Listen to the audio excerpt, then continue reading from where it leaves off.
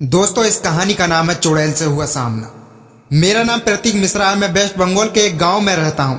मैं भी इंजीनियरिंग का अभ्यास कर रहा हूं और साथ में एक सोलो बाइक राइडर भी हूं। मैं अक्सर छुट्टियों के दिन या फिर वीकेंड में अपने बाइक लेकर लॉन्ग राइड पर चला जाता हूं।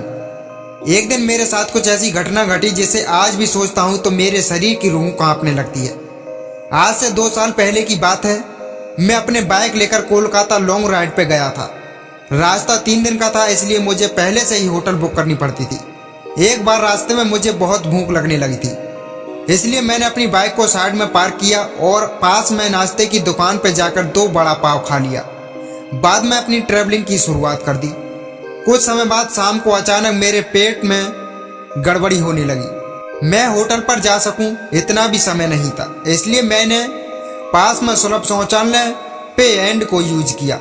वहीं पे मुझे किसी के पायल की आवाजें सुनाई दी। मुझे कुछ अजीब सा लगा कि पुरुष के शौचालय में महिला का क्या काम। इस समय वहां की लाइट चालू और बंद होने लगी। मैं तो डर के मारे कांपने लगा। मेरे शरीर के रोंगटे खड़े हो गए। मैंने जोर से आवाज लगाई, कौन है ये जो मजाक कर रहा है? बाहर निकल के तुझे छोड़ूंगा नहीं।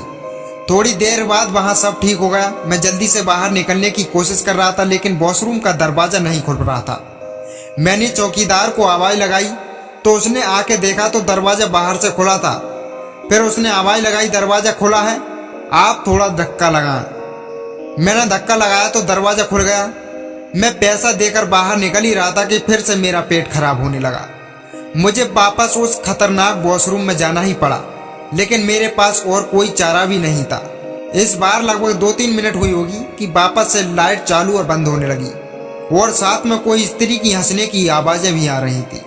मुझे काफी डर लगने लगा था। मैं जल्दी अपना काम करके बाहर निकलने की कोशिश कर रहा था, लेकिन मैं वहीं से उठ नहीं पा रहा था। मुझे ऐसा लग रहा था कि कोई मुझ पर बैठ गया हो। मैं अपनी पूरी ताकत लगा के खड़ा हो गया और दरवाजा खोल करके बाहर निकल गया। दरवाजा देखकर मैंने देखा कि सुलभ शौचालय का मुख्य दरवाजा बंद था और उस पर काफी सारे जीव जंतु चिपके हुए थे।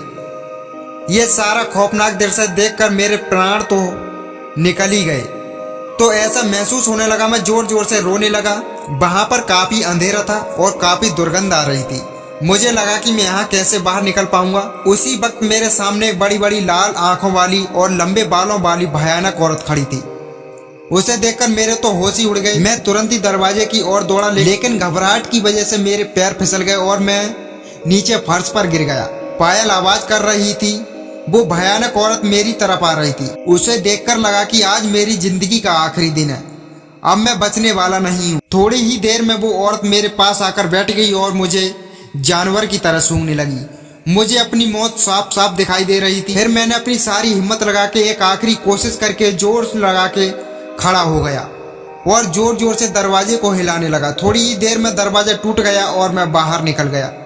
जब मेरी नज़र बाहर खड़े लोगों के सामने पड़ी तो मैंने देखा कि लोग मेरे सामने ऐसे देख रहे हैं कि जैसे मैं कोई पागल खाने से भाग कर आया हूँ। लोग मुझे यहाँ तक बोलने लगे कि पागल है क्या, पी के आया है। तभी वहाँ पास में खड़ा आदमी ने मेरे पास आके पूछा कि भाई तुम वहाँ अंदर क्या कर रहे थे? मैंने कहा भाई मैं अंदर कोई घूमने नहीं गया था, बल्कि टॉयलेट के लिए गया था। मेरी बात सुनकर भाई ने मुझसे कहा तुम जरा पीछे मुड़कर देखो। मैंने जब उस आदमी की बात सुनकर पीछे मुड़कर देखा तो मेरे होश ही उड़ गए। वहां कोई भी शौचालय नहीं था, बल्कि एक पुराना टूटा फूटा खंडाल मकान था।